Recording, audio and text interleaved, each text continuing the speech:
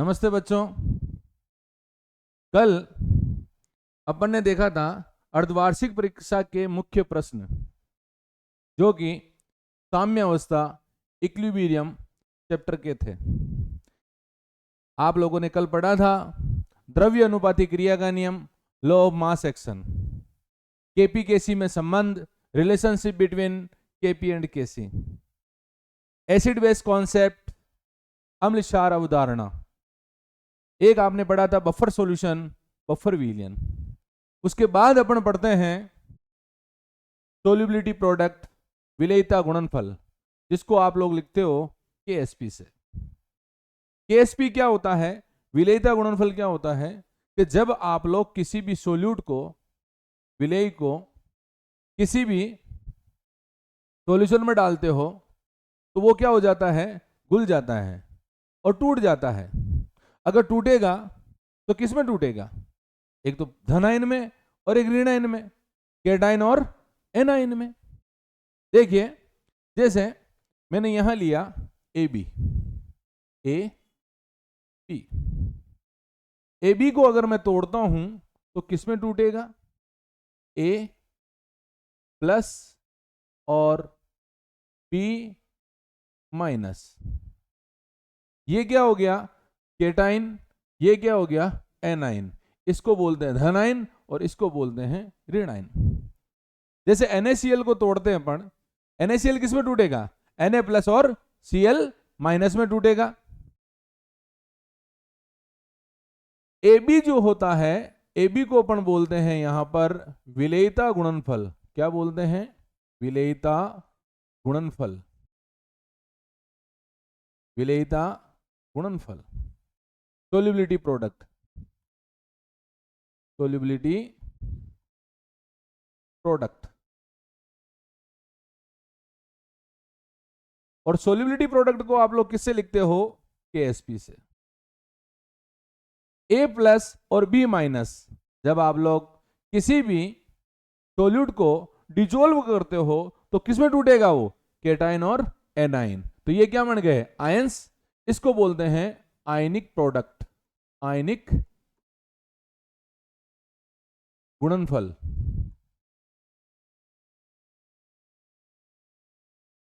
Ionic product.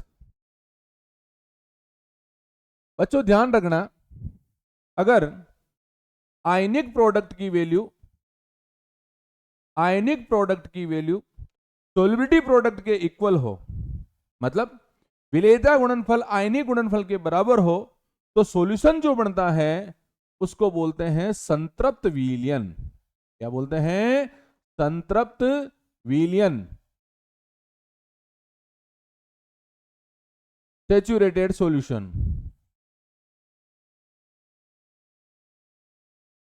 Saturated solution. तो saturated solution किसको बोलते हैं, जब केएसपी की वैल्यू किसके बराबर हो, आयनिक प्रोडक्ट के बराबर हो, आयनिक गुणनफल के बराबर हो, तो उसको बोलते हैं सैचुरेटेड सॉल्यूशन। यदि केएसपी की वैल्यू, केएसपी की वैल्यू ज्यादा हो किससे, आयनिक गुणनफल से, आयनिक गुणनफल से, आयनिक प्रोडक्ट से, तो बच्चों ध्यान रखना उसको असंतृप्त विलयन कहा जाता है। क्या कहा जाता है, असंतृप्त विलयन कहा जाता है। Unsaturated solution, unsaturated solution, unsaturated solution. और यदि केएसपी की वैल्यू आयनिक गुणनफल से कम हो, मतलब आयनों की संख्या ज्यादा हो, आयनिक गुणनफल, नंबर ऑफ आयंस क्या हो, ज्यादा हो, आयनिक गुणनफल की वैल्यू केएसपी से क्या हो, ज्यादा हो, तो ध्यान रखना इसको बोलते हैं अति संतृप्त विलयन। अति अति संतृप्त विलयन, super saturated solution, super saturated solution. तो सॉल्यूशन कितने हो गए? 3। पहला कौन सा? संतृप्त विलयन सैचुरेटेड सॉल्यूशन। दूसरा कौन सा? असंतृप्त विलयन अनसैचुरेटेड सॉल्यूशन। तीसरा कौन सा? अति संतृप्त विलयन सुपर सैचुरेटेड सॉल्यूशन। आगे बढ़ते हैं। जैसे मैं एग्जांपल लेता हूं यहां पे ए बी। यहां पर ए बी क्या क्या हो सकता है? NaCl हो सकता है, KCl हो सकता है,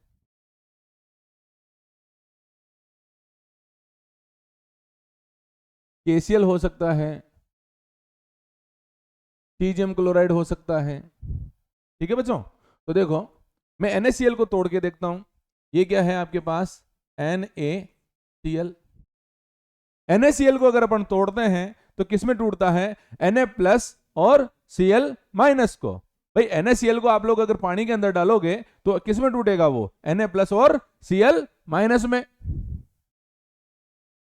ये Na+ Cl-। इसको क्या बोलते हैं आप लोग? KSP, विलेयता गुणनफल, सोल्युबिलिटी प्रोडक्ट। आप लोगों ने इसको गोला तो ये क्या हो गया? Soluble, solubility. और ब्रैकेट को क्या बोलते हैं आप लोग? एक्टिव मास, सक्रिय द्रव्यमान। इसको बोलते हैं अपन कंसंट्रेशन। ये क्या हो गया आपके पास? Cl का। ये भी क्या है आपके पास? S। जब आप लोग इसको सोल्व करते हो तो क्या आएगा? KSP बराबर S को S से मल्टीप्लाई किया, सोल्युबिलिटी को सोल्युबिलिटी से मल्टीप्लाई किया, तो क्या आ जाएगा यहाँ पे? S²। इसको सोल्व करते हैं अपन तो S = क्या आएगा? √KSP। √KSP। ये आंसर किसके लिए है? AB के लिए। यहां पर AB अपन क्या क्या ले सकते हैं? NaCl, KCl, caesium chloride, rubidium chloride. और तोड़ते कैसे इसको? NaCl को कैसे तोड़ा मैंने? Na+ Cl- में। इसकी सोल्युबिलिटी कितनी है? S। इसकी कितनी है? S। ये क्या हो गई इसकी? विलेयता। इसकी विलेयता कितनी है? S। सोल्व किया तो क्या आ गया? S²। तो बताइए S = क्या हो जाएगा? √KSP। तो फॉर्मूला याद रखना बेटा। अगर आप लोगों को KSP की वैल्यू दे दें तो आप लोग सोल्युबिलिटी आराम से निकाल सकते हो। अगला एग्जांपल देखते हैं अपन। देखिए जैसे एग्जांपल लिया मैंने यहां पर AB2। AB2 में यहां पर मैं क्या ले सकता हूं? MgCl2, कैल्शियम क्लोराइड, ये ले लिया। आप लोग क्या करो? AB2 को तोड़ के देखो। जैसे मैंने यहां पर लिया क्या? AB2। ये AB2 को तोड़िए, किसमें टूटेगा? ये 2 कहां चला जाएगा? ऊपर। क्या बन गया? A+2 प्लस B कितने हैं आपके पास? 2, 2B-। जैसे MgCl2 को तोड़ते हैं अपन, MgCl2 को अगर तोड़ेंगे तो किसमें टूटेगा? Mg+2 plus 2Cl-। देखिए इसको क्या बोलेंगे आप लोग? KSP = इसकी विलेयता कितनी है? S। इसकी विलेयता कितनी है? 2S। देखिए Cl कितने? 2, और इसकी पावर कितनी लगेगी? 2।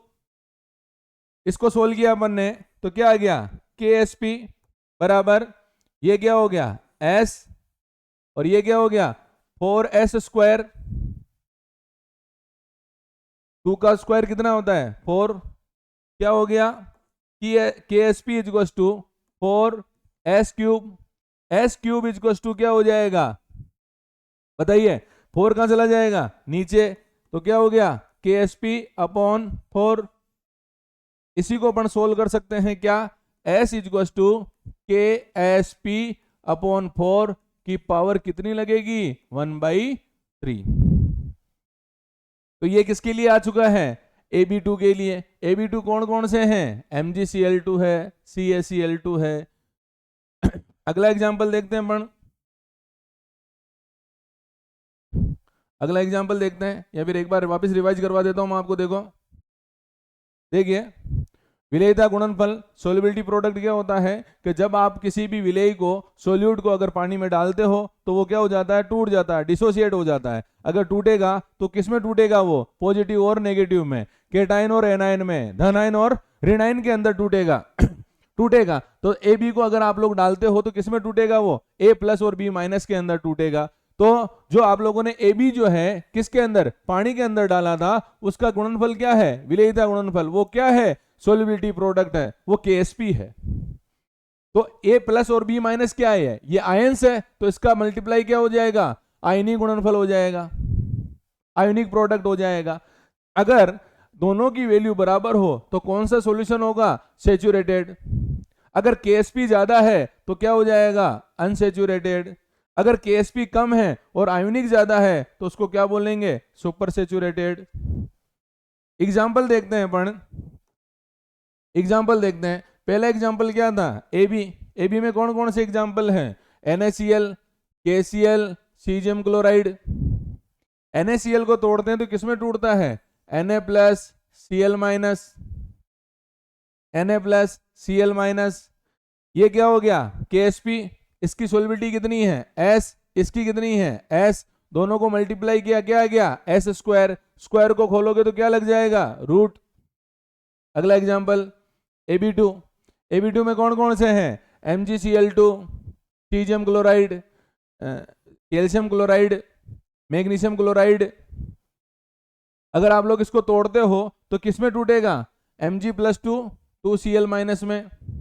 इसको सोल्व करोगे तो आंसर क्या आ जाएगा, S equals to KSP upon 4 की पावर कितनी है, 1/3। इंपॉर्टेंट है ये एग्जाम्पल, इंपॉर्टेंट है। आप लोगों से KSP की वैल्यू देके S पूछ सकते हैं, आपको S की वैल्यू देके KSP पूछ सकते हैं। अगली हेडिंग आती है आप लोगों के, ला सातलिय का नियम, ली चार्टेलियर प्रिंसिपल। ला सातलिय का नियम, ली चार्टेलियर प्रिंसिपल। जब भी आप लोग इक्विलिब्रियम की बात करते हो, साम्य अवस्था की बात करते हो, तो साम्य अवस्था के अंदर रिएक्टेंट जो है प्रोडक्ट में चेंज हो जाता है और प्रोडक्ट जो है रिएक्टेंट में चेंज हो जाता है।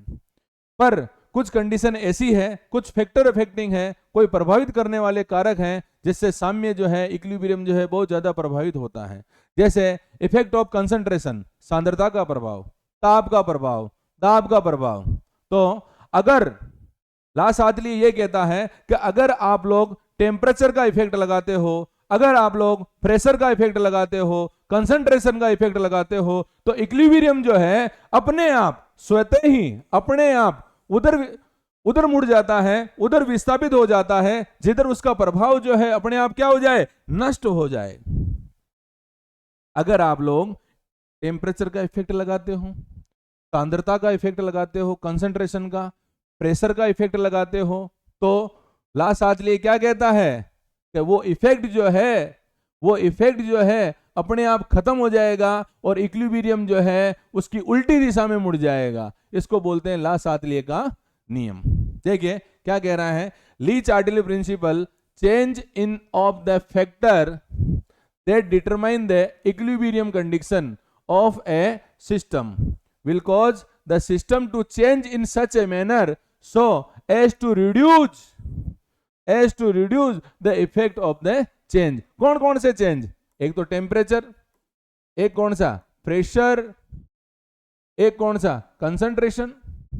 अगर आप लोग इनका इफेक्ट लगाते हो तो इक्विलिब्रियम अपने आप ही उस दिशा में मुड़ जाएगा जिधर इसका प्रभाव क्या हो जाए, नष्ट हो जाए। इसके अंदर कुछ एग्जांपल लेते हैं अपन, इंपॉर्टेंट टॉपिक है बेटा, आएगा ये हाफ ईयरली के तौर पे, हाफ ईयरली के नजरिए से बहुत ज्यादा इंपॉर्टेंट है ये। देखिए जैसे मैं एग्जांपल लेता हूं यहाँ पे, हेबर प्रोसेस, हेबर प्रक्रम, हेबर प्रक्रम, हेबर प्रोसेस। क्या होता है हेबर प्रोसेस में, N2 प्लस 3H2 बराबर 2NH3। ये क्या है, रिएक्टेंट, ये क्या है, प्रोडक्ट। तो देखते हैं इसमें क्या क्या है। N2 का नंबर ऑफ मोल कितना है, 1, H2 का नंबर ऑफ मोल कितना है, 3, NH3 का नंबर ऑफ मोल कितना है, 2, ये कितना है, 1, ये कितने हैं, 3, ये कितने हैं, 2। ठीक है। दूसरी बात, ये जो हेबर प्रोसेस है ना, हेबर प्रोसेस के अंदर अमोनिया का फॉर्मेशन होता है, अमोनिया बनता है हेबर प्रोसेस के अंदर। आपसे पूछा जा सकता है कि हेबर प्रोसेस में कौन क्या बनता है, तो अमोनिया बनता है। ठीक है, अब बात करते हैं सबसे पहले प्रेशर की। तो एक चीज बताइए कि प्रेशर इधर कितने नंबर ऑफ मोल है, 4, इधर नंबर ऑफ मोल कितने हैं, 2। तो प्रेशर कैसे लगता है, हाई से लो की तरफ लगता है या लो से हाई की तरफ लगता है? तो बच्चों प्रेशर हमेशा हाई से लो की तरफ लगता है, उच्च से निम्न की ओर प्रेशर लगता है। तो पहली कंडीशन क्या हो जाएगी इसके अंदर, दाब बढ़ाने पर इंक्रीज प्रेशर। अगर आप लोग दाब बढ़ाते हो तो अमोनिया क्या हो जाएगा, ज्यादा मात्रा में बढ़ेगा। दूसरा, ताप कम करने पर ताप कम करने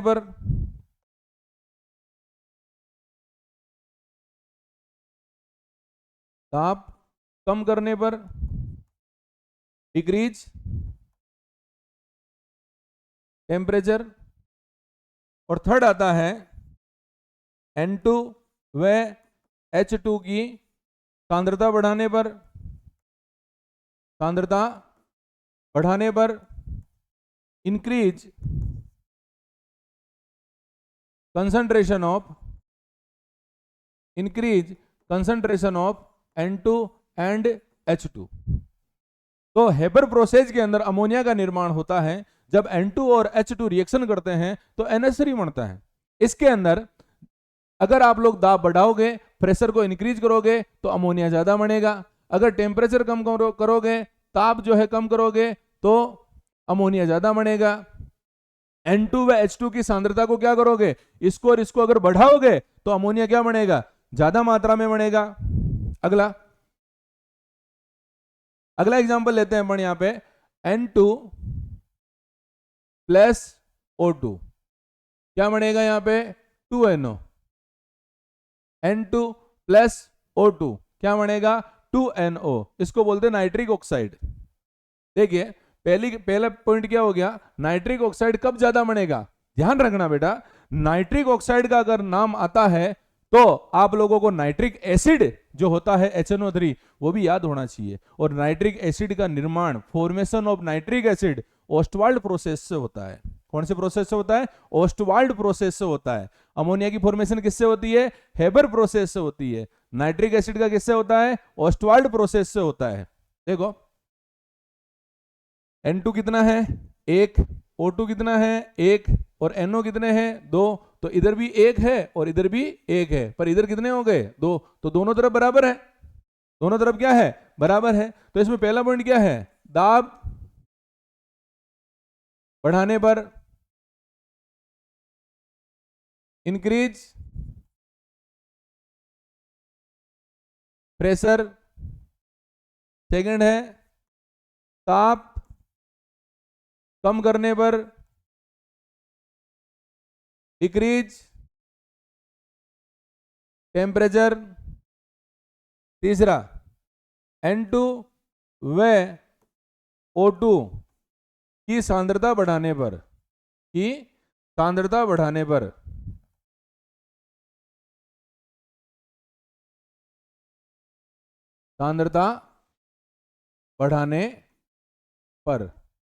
इंक्रीज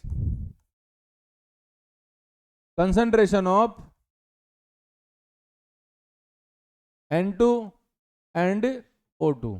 नाइट्रोजन और ऑक्सीजन की सांद्रता बढ़ाने पर नाइट्रिक एसिड का निर्माण ज्यादा होता है।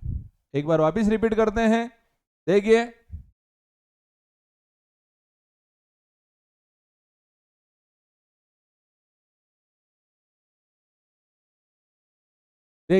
विलेयता गुणनफल, सोल्युबिलिटी प्रोडक्ट किसको बोलते हैं, जब किसी सोल्यूट को आप लोग वाटर के अंदर डालते हो, पानी के अंदर डालते हो, तो वो क्या हो जाता है, टूट जाता है, डिसोसिएट हो जाता है। तो क्या बनता है, केटाइन और एनाइन। अगर इसको क्या बोलते हैं आप लोग, आयनिक प्रोडक्ट। इसको क्या बोलते हैं आप लोग, सोल्युबिलिटी प्रोडक्ट। अगर आयनिक प्रोडक्ट की वैल्यू सोल्युबिलिटी प्रोडक्ट के बराबर हो तो उसको बोलते हैं सेचुरेटेड सॉल्यूशन।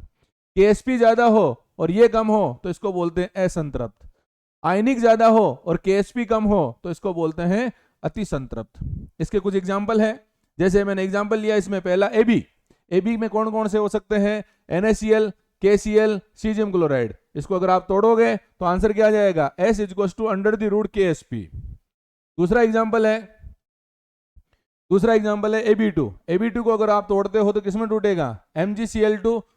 Ab2 के एग्जांपल कौन कौन से हैं, MgCl2, CaCl2। Ab को अगर तोड़ोगे किसमें टूटेगा, A+2 2B- में टूटेगा। इसका फॉर्मूला क्या आता है, S equals to KSP upon 4 की पावर 1/3। अगली हेडिंग आती है आप लोगों के ला सादलिए का नियम, ली चार्टेलियर प्रिंसिपल। क्या कहता है कि अगर आप लोग टेम्परेचर का इफेक्ट लगाते हो, आप लोग कंसंट्रेशन का इफेक्ट लगाते हो, आप लोग प्रेशर का इफेक्ट लगाते हो, ताप दाब सांद्रता का प्रभाव लगाते हो, तो साम्य स्वतः ही उस दिशा में विस्थापित हो जाता है जिधर आप लोग प्रभाव लगा रहे हो ना, वो प्रभाव अपने आप नष्ट हो जाएगा। ये इफेक्ट जो है क्या हो जाता है, अपने आप नष्ट हो जाता है। किसका, कंसंट्रेशन का, प्रेशर का और टेम्परेचर का। एग्जाम्पल लिया मैंने जैसे इसके अंदर, एक तो फॉर्मेशन ऑफ अमोनिया, कौन से प्रोसेस से होता है, हेबर प्रोसेस से। दूसरा एग्जाम्पल लिया मैंने नाइट्रिक ऑक्साइड। नाइट्रिक ऑक्साइड, जब भी नाइट्रिक ऑक्साइड की बात करते हैं तो यहां पर आता है नाइट्रिक एसिड। नाइट्रिक एसिड का फॉर्मेशन करते हैं ओस्टवाल्ड प्रोसेस से। कौन से प्रोसेस से, ओस्टवाल्ड प्रोसेस से। अगली हेडिंग आती बेटा, अगली हेडिंग आती बेटा जल का आयनिक गुणनफल। जल का आयनिक गुणनफल, आयनिक गुणनफल, ionic product of water, ionic product of water. देखिए वाटर H2O किसमें टूटेगा, H प्लस OH माइनस में। आप लोगों ने कल द्रव्य अनुपाती क्रिया का नियम, लॉ ऑफ मास एक्शन पढ़ा था। क्या बोल रहा था वो, K equals to product upon reactant. तो यहां पर एक नियम लगाएंगे अपन, कौन सा, द्रव्य अनुपाती क्रिया का नियम, क्रिया का नियम, law of mass action, law of mass action. क्या हो जाएगा, K equals to product upon reactant. Product क्या है, H प्लस, ये कौन है, OH माइनस, अपॉन क्या हो जाएगा, H2O। H2O को इधर दो, क्या हो गया, K into H2O equals to H plus OH minus. K into H2O को क्या लिखेंगे, KW equals to H plus, और ये क्या है, OH माइनस, ये KW। H प्लस की वैल्यू कितनी होती है, 1 इंटू 10⁻⁻7 m, और इसकी वैल्यू कितनी होती है, 1 इंटू 10⁻⁻7 m। दोनों को अगर मल्टीप्लाई करोगे तो क्या आ जाएगा, KW equals to 1 into 10⁻⁻14 m²। ये क्या है, जल का आयनिक गुणनफल, जल का आयनिक गुणनफल। ठीक है बेटा, अगली हेडिंग लेते हैं अपन, कॉमन आयन इफेक्ट, सम आयन प्रभाव। Common ion effect, common ion effect, सम आयन प्रभाव, सम आयन प्रभाव। प्यारे बच्चों ध्यान रखना, क्या लिख रखा है, सम आयन। आयन क्या होने चाहिए, सेम होने चाहिए, समान आयन होने चाहिए। जैसे देखो मैंने क्या करा, NaCl लिया, NaCl को क्या कर दिया मैंने, तोड़ दिया। किसमें तोड़ा, Na प्लस Cl माइनस में।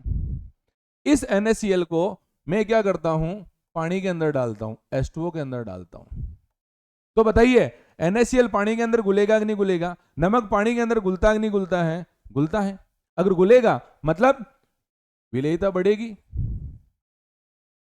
विलेयता बढ़ेगी, सोल्युबिलिटी इंक्रीज होगी, सोल्युबिलिटी इंक्रीज होगी। लेकिन अगर मैं साथ साथ में क्या डाल दूं, इसके अंदर HCl डाल दूं, तो HCl किस में टूटेगा, H प्लस Cl माइनस में। मैंने पहले क्या करा, NaCl डाला पानी के अंदर तो वो क्या हो गया, टूट गया, टूट कर उसकी सोलिबिलिटी क्या हो रही है, बढ़ रही है, नमक क्या हो रहा है, जल्दी घुल रहा है। लेकिन मैंने अब क्या डाल दिया इसके अंदर, HCl। HCl किस में टूट रहा है, H प्लस Cl माइनस में टूट रहा है। तो देखो आप लोग यहां पे भी Cl माइनस है और यहां पे भी क्या है, Cl माइनस। बताओ ये कॉमन है या नहीं है? अगर ये कॉमन है तो यहां पर एक प्रभाव लगेगा जिसको क्या बोलते हैं आप लोग, सम आयन प्रभाव। क्या बोलते हैं, सम आयन प्रभाव, common ion effect, common ion effect. और इस कॉमन आयन इफेक्ट की वजह से इसकी विलेयता क्या हो जाएगी, कम हो जाएगी, विलेयता कम हो जाएगी, सोलिबिलिटी डिक्रीज हो जाएगी, सोलिबिलिटी डिक्रीज हो जाएगी। और रिएक्शन कहां, पश्च दिशा में मुड़ जाएगी, रिएक्शन बैकवर्ड डायरेक्शन में चली जाएगी। रिएक्शन कहां चली जाएगी, बैकवर्ड डायरेक्शन में चली जाएगी। आपको जैसा कि पता है, आपने साबुन निर्माण की विधि पढ़ी होगी, स्पोनिफिकेशन। जब साबुन निर्माण की प्रक्रिया पढ़ते हैं तो उसके अंदर सोडियम स्टीरेट और ग्लिसरॉल बनता है। तो उस दोनों के मिक्सर को आप लोग लाई बोलते हो। क्या बोलते हो, लाई, LYE, लाई। जब आप लोग उस लाई के अंदर, इसके अंदर लाई के अंदर क्या मिलाते हो, NaCl मिलाते हो। क्या मिलाते हो, NaCl मिलाते हो। तो वहां पर क्या हो जाता है, कॉमन आयन इफेक्ट लगता है, सम आयन प्रभाव लगता है। और सम आयन प्रभाव लगने की वजह से साबुन का क्या हो जाता है, अवक्षेपण हो जाता है। अवक्षेपण होने की वजह से साबुन को प्राप्त किया जा सकता है, सोप को बनाया जा सकता है। ठीक है बच्चों, ये आपका इक्विलिब्रियम के मेन जो टॉपिक थे वो सारे के सारे क्या हो चुके हैं, खत्म। नेक्स्ट वीडियो कल रासायनिक बंध, केमिकल बॉन्डिंग में संकरण का पढ़ेंगे। थैंक यू बच्चों।